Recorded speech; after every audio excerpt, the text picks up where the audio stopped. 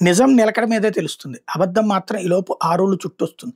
రకరకాల విష ప్రచారాలతో ఉన్నటువంటి సచివాలయ వ్యవస్థే బెస్ట్ అన్నటువంటిది. కాపోతే కొన్ని మార్పులు చేస్తే బావుంటదన్నటువంటిది 'ఆంధ్రజ్యోతి' ఇవాళ రాసుకొచ్చింది. సచివాలయాలను సరిదిద్దాలి. సమర్థ వినియోగంతోనే సరైన ఫలితాలు.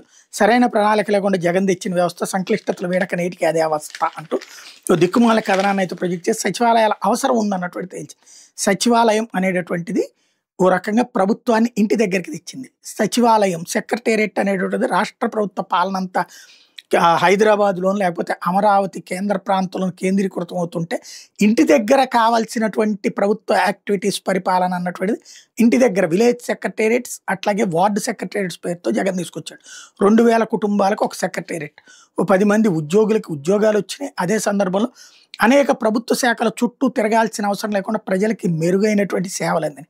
ఆ ఉద్యోగులకి పని భారమయ్యి మిగతా మా పై ఉన్నటువంటి వాళ్ళందరూ ఎంజాయ్ చేస్తున్నారు.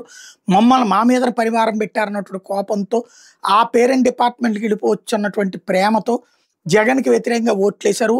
ఈ ఉద్యోగాలు పొందినటువంటి సచివాలయ ఉద్యోగులు. ఇప్పుడు వాళ్ళని వెంటాడి వేధిస్తున్నటువంటి వేళ ఒక ఎత్తైతే, రెండో పక్కన వ్యవస్థ అంతా అస్తవ్యస్తమై ప్రభుత్వం ఇటు వాలంటీర్లను తీసేసి సచివాలయం వాళ్ళందరినీ కేవలం వాలంటీర్ సర్వీసెస్ లాగా వాడుకుంటూ వాళ్ళని వేధిస్తున్నటువంటి వేళ మోవలార్ అడ్మినిస్ట్రేషన్ అంతా దెబ్బతినేసినటువంటి పరిస్థితి. దాంతో విసుగు చెందుతున్నటువంటి ప్రజలకి వాట్సాప్ సేవలు అంటున్నారు. అది పేరుకి గొప్ప, ఊరు దెబ్బలాగా ఉన్నటువంటి పరిస్థితి ఉంది. అది రాబోయే రోజుల్లో ఏమన్నా సెటరేట్ అవుతుందో తెలియదు.